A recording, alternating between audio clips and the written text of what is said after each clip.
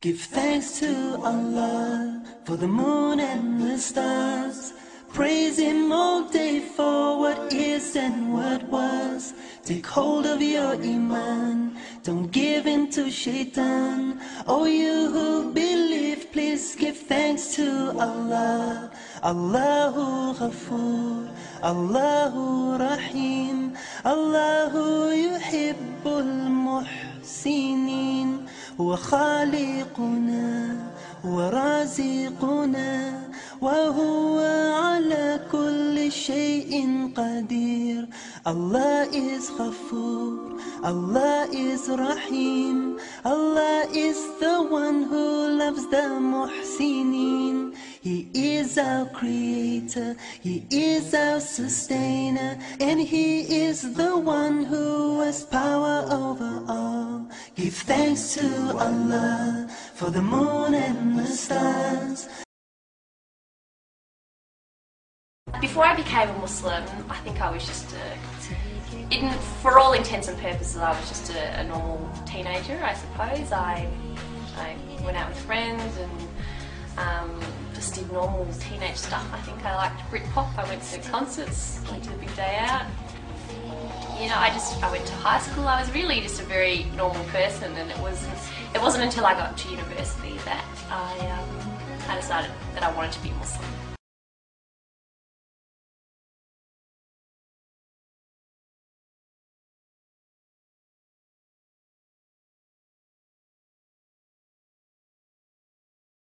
When I was about 17, I started to question why I believed what I believed.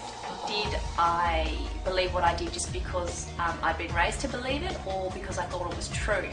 So I decided that I wanted to look into other religions. I actually had as my New Year's resolution that I wanted to look into Judaism and that sort of thing. I had no interest at all in becoming Muslim.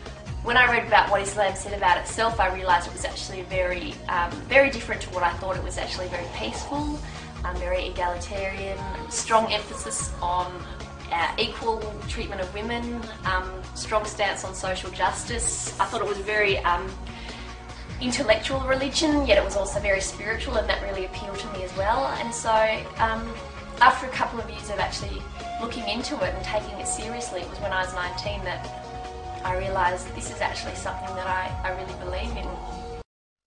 Give thanks to Allah for the moon and the stars.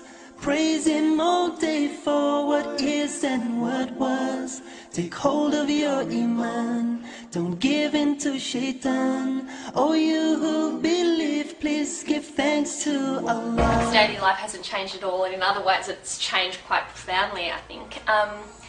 The main difference would probably be that I pray 5 times a day now. I perform the ritualistic prayer 5 times a day. So the first prayer is before sunrise, and then they're scattered out throughout the day.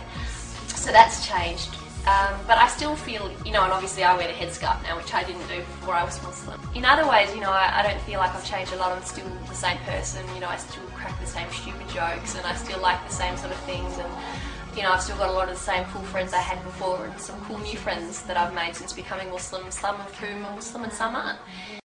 I am a Muslim, Islam my deen, Allah my Lord, His word Quran, Muhammad Prophet, praise be upon.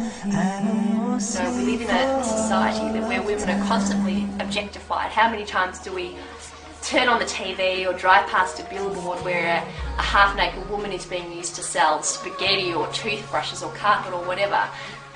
By wearing the hijab, these women are saying, I don't want to be a part of that, and I want to be taken more for my mind than the size of my chest or how long my legs are or what kind of hair I have or anything like that. God has chosen the women in this society to be the flag bearers for Islam.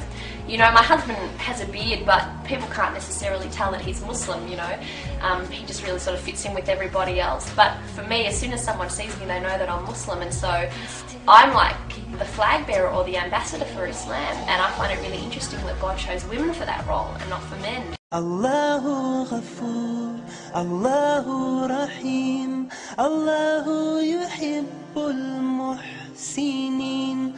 هو خالقنا هو رازقنا وهو على I think كل there certainly are شيء stereotypes قدير. of Muslims. You know, people will assume that I'm oppressed or that I don't speak English or that sort of thing, or assume that my husband is a terrorist or whatever. If there is a negative stereotype of Muslims out there, that a lot of that, the blame for that has to fall on the shoulders of Muslims.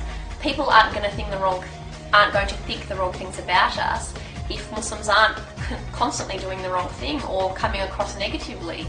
Muslims also need to have open minds and participate in open, non-threatening dialogue and welcome non-Muslims into their mosques and talk to them about their religion.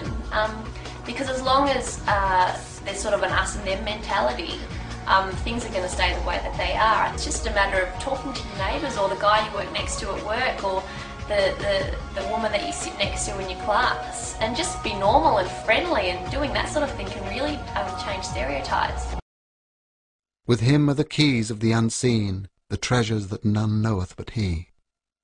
He knoweth whatever there is on the earth and in the sea. Not a leaf doth fall but with his knowledge.